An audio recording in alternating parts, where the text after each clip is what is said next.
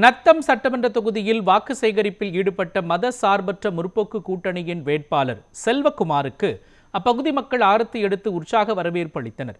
தமிழகத்தில் சட்டமன்ற தேர்தல் நடைபெறவுள்ள நிலையில் பல்வேறு கட்சியினர் வாக்கு சேகரிப்பு பணியில் தீவிரமாக ஈடுபட்டு வருகின்றனர்.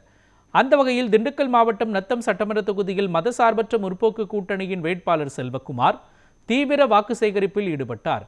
அவருக்கு அப்பகுதி மக்கள் ஆரத்தி எடுத்து உற்சாகமாக வரவேற்பு அளித்தனர். பின்னர் பொதுமக்களிடம் பேசிய அவர் மகளிர் உரிமை தொகை, பள்ளி குழந்தைகளுக்கு காலை உணவு திட்டம், முதியோர் உதவித்தொகை உள்ளிட்ட திட்டங்களை செயல்படுத்திய நல்லாட்சி நாயகர் முதல்வர் ஸ்டாலின் ஆட்சி மீண்டும் தொடர உதயசூரியன் சின்னத்தில் வாக்களித்து ஆதரவு தர வேண்டும் என்று கூறி வாக்கு சேகரித்தார்.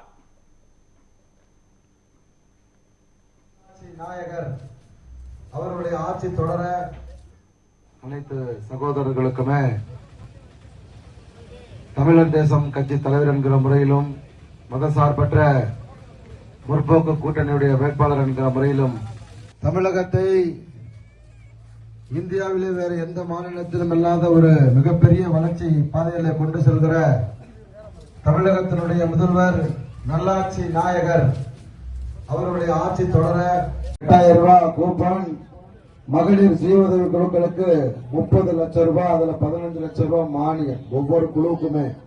இப்படி நல்லாட்சி நாயகனுடைய ஆட்சி தொடர அவருடைய கருத்தை வெளிப்படுத்த நீங்கள் எல்லாம் எனக்கு உதயசூரியன் சின்னத்திலே வாக்களித்து பெருவாரியான வாக்களித்து வெற்றி பெற செய்ய